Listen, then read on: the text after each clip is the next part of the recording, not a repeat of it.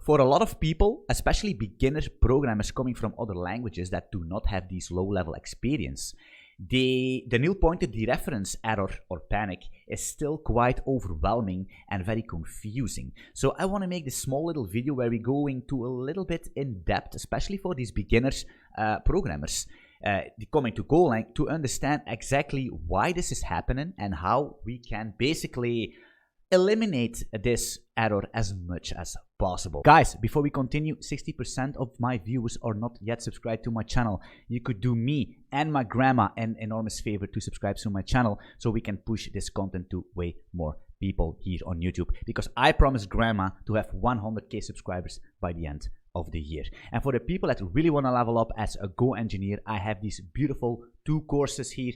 All the links are down in the description, and very important is the HTMX Golang Temple course still has for 1 week 33% off. It's completely finished here. This is the curriculum. You can pause the video, or you can basically slow the video down if you want to see what we are building. We're building a complete AI application from scratch, from setting up the project structure to basically continuously deployment on DigitalOcean and some better stack logging. So check that out if that interests you. All the links are down in the description. Let's go back into the origins of the pointer and what's a nil pointer and what's a dereference, right? So basically, let's say we're going to have a type of a user. The classic example is going to be a structure, and let's give this an email, which is going to be a string, and also give this an age, which is going to be an integer, right? So in Golang, we can do something like user is going to be a user here, initialize this thing, and we can say email a@gg.com, for example, and then we're going to say the age. Let me delete that. The age is going to be, I don't know, 20, right? And then we can say fmt println user. Very simple. Let's clear the Go and main of Go. Boom, just like that. And we see agg.com and the age is 20. Very simple. What we also can do is we can delete these things, right? And what's going to happen is that Golang will basically, let me show you. So let's do this again. Boom. Golang is going to initialize this structure, initialize its member fields to the default value of that type. For a string, it's going to be an empty string. For an integer, it's going to be 0. For a float, it's always going to be 0, and all that stuff, right? Very simple, very cool concept, right? So this is fine. This is basically an initialization of a user structure. We can also do this, right? Var user is going to be a user, which is actually not an initialization. This is a declaration, but still, this is going to be working just fine, which is amazing, right? We can also basically access this age, for example, which is going to be 0 because we didn't initialize it, but Golang will initialize this to the default value of an int, which is 0, just like that. Perfectly fine. All good. Everything is at equilibrium. But the problem starts when we are going to say that this user here is going to be a pointer. So if we delete this age here, and you can already see it basically here, look at that, VS Code is actually warning you that this is a nil dereference. You know, it's actually pretty cool. But nonetheless about that, if you use something else that cannot detect that, you're basically screwed. But hey, so this is basically a pointer declaration. No, it's not an initialization. So if we do this, did I save that? Yeah. So if we do this again, you're going to see it's going to be nil. Perfectly fine. But the problem starts that if we actually going to call a member field on this nil pointer, right, it's going to cause this runtime error, invalid memory address, or nil pointer dereference. And this panic can, especially for I know a lot of you are already experienced and you understand this, but there are a lot of people coming from other languages that this is kind of very overwhelming, very confusing. What has just happened, right? What just happened? So basically, we need to go back to C. So a lot of you probably have already C or C++ experience. Maybe a lot of you have none. I'm going to explain. So let's say we're going to have this user here in C, and we call user.email, right? This is basically just calling a member value on that structure. But if this is a pointer in C, or if this is a pointer in C++, what you need to do is you need to call this with this arrow. I think it's the arrow syntax. I don't know. Correct me if I'm wrong, or how this is called, the arrow syntax, whatever.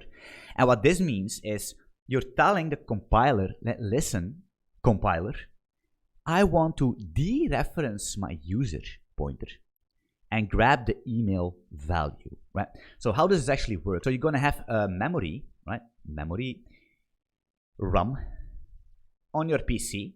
So this is basically memory, right?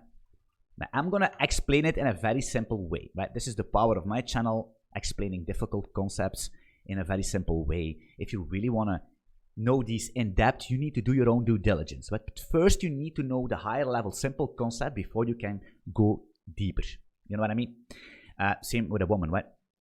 So what we're going to do is we're going to have our structure here, right? It's going to be the double click the user struct, right?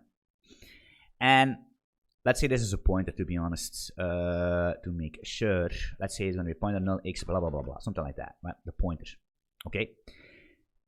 So if this is a pointer and you're going to access email, for example, it's going to, if you use the arrow syntax in C, it's going to dereference this user structure, which basically means like, hey, let me actually make this even better.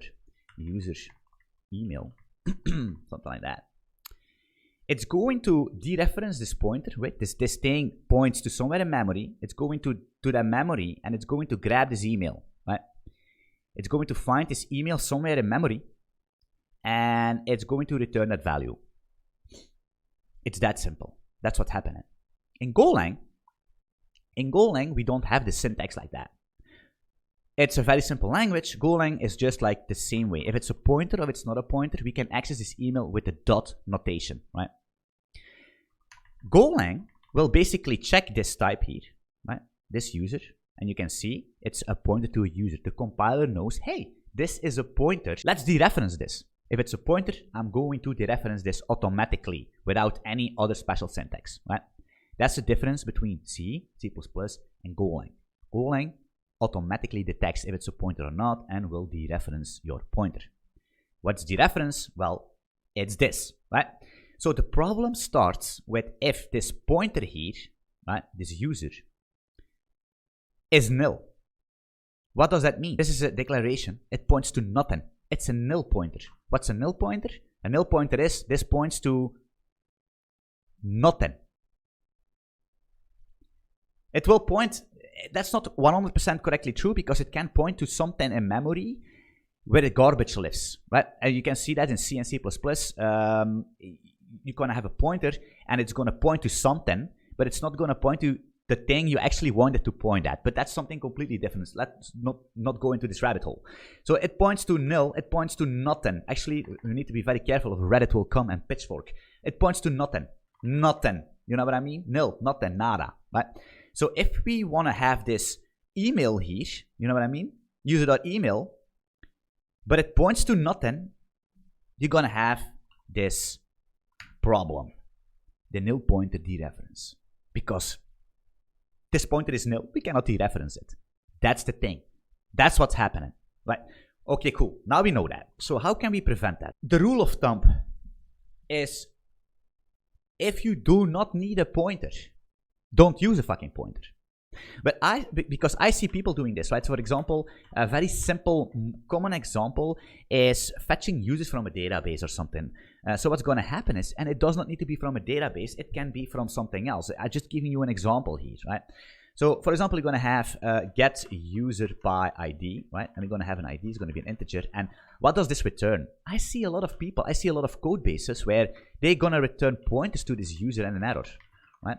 And in this case, let's do return just to make the compiler satisfied, user and nil, right? Why are we returning a pointer here? There is no need to ever return a pointer to the user, ever, right? Of course, you could say, yeah, but Anthony, there is an error here, so we always check the error, so we're never going to have this nil user. I completely agree, but it's just an example on if you're going to start throwing pointers, returning pointers, and using pointers in your application like that for no reason at all, there is a very high likely chance that you're gonna sometime gonna cause this nil pointer dereference, right? You know what I mean? Very simplified example, I know, but I'm a simple man, right? So this should actually be just like that, right? just like this thing. Because if you start using it like this, where you just have no pointer values, no pointer structures, even though there is a problem where you could not fetch the user, or there is something wrong and you didn't initialize it, or whatever, or you put it to this, you reset it, whatever is happening, you're never going to have this panic. It's going to use the default values. The next step is basically, okay, where is well a good place? What is well a good place to use a pointer? For example, if we have something like insert user, right? We're going to insert a user and we're going to return here an error, right? Just like that. And this user, we're going to insert a user, we're going to have this pointer to a user. Why do we want that? Well, because the pointer is coming from outside of our scope. So if you use an insert user on your DB package or your DB client, what these clients are going to do, what these packages are going to do, they're basically going to insert your user and they're going to update the ID of your user, right? So how does it work? Let me actually make this ID here. It's going to be an integer, right? Insert user. Let's say something like user ID is going to be 1 and then return 0 because there was no error, right? So, and how do we use that? Well, we're going to say user is going to be just a simple user, no pointer, no nothing. Let's do an age here of 20 and then an email maybe, something like that, right? No ID because we don't know it. And then we're going to say if error is going to be insert user, this user, but we need to pass a pointer. So we're going to take this reference here and then we're going to say if the error is not nil, we are going to return nil. Actually, that's not true. What am I doing here? Log fatal, still sleeping.